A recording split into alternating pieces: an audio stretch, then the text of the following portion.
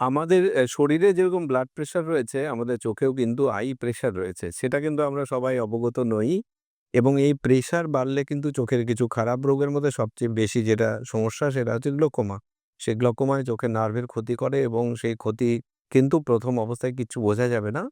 আর এটা blinding disease হতে পারে গ্লোকোমাটা। সো চোখের প্রেশার একটু বাড়লেও কমলেও আমরা কিন্তু নিজে কিন্তু কোনো অনুভূতি করতে পারি না, এটা আমরা বুঝতে পারি না।